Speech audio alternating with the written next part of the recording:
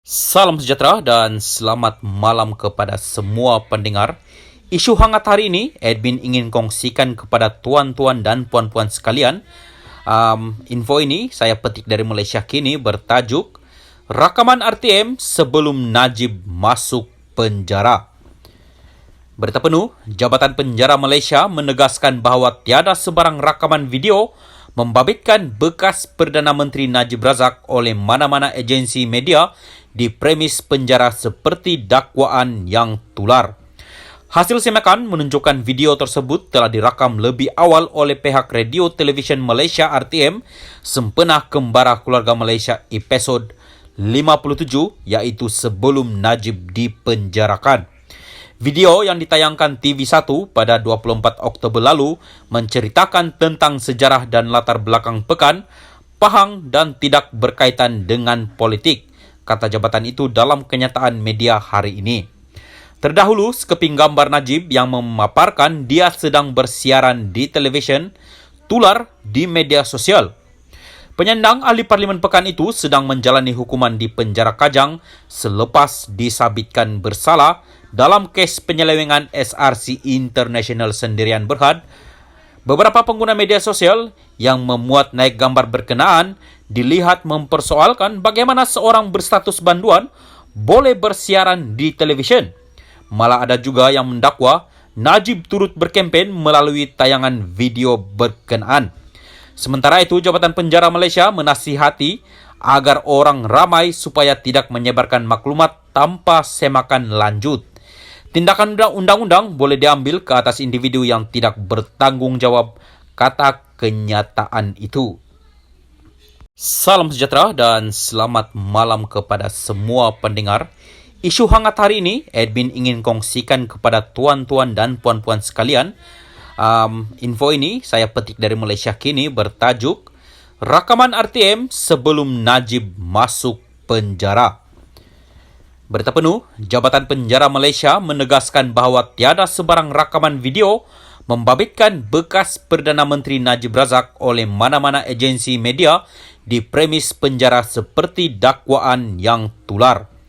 Hasil semakan menunjukkan video tersebut telah dirakam lebih awal oleh pihak Radio Television Malaysia RTM sempena Kembara Keluarga Malaysia episod 57 iaitu sebelum Najib dipenjarakan.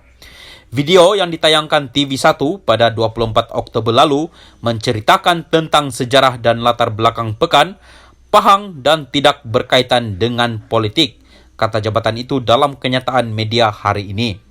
Terdahulu, sekeping gambar Najib yang memaparkan dia sedang bersiaran di televisyen tular di media sosial. Penyandang ahli parlimen pekan itu sedang menjalani hukuman di penjara Kajang selepas disabitkan bersalah dalam kes penyelewengan SRC International Sendirian Berhad. Beberapa pengguna media sosial yang memuat naik gambar berkenaan dilihat mempersoalkan bagaimana seorang berstatus banduan boleh bersiaran di televisyen. Malah ada juga yang mendakwa Najib turut berkempen melalui tayangan video berkenaan. Sementara itu, Jabatan Penjara Malaysia menasihati agar orang ramai supaya tidak menyebarkan maklumat tanpa semakan lanjut. Tindakan undang-undang boleh diambil ke atas individu yang tidak bertanggungjawab, kata kenyataan itu. Salam sejahtera dan selamat malam kepada semua pendengar. Isu hangat hari ini, admin ingin kongsikan kepada tuan-tuan dan puan-puan sekalian. Info ini saya petik dari Malaysia Kini bertajuk Rakaman RTM sebelum Najib masuk penjara. Berita penuh, Jabatan Penjara Malaysia menegaskan bahawa tiada sebarang rakaman video membabitkan bekas Perdana Menteri Najib Razak oleh mana-mana agensi media di premis penjara seperti dakwaan yang tular.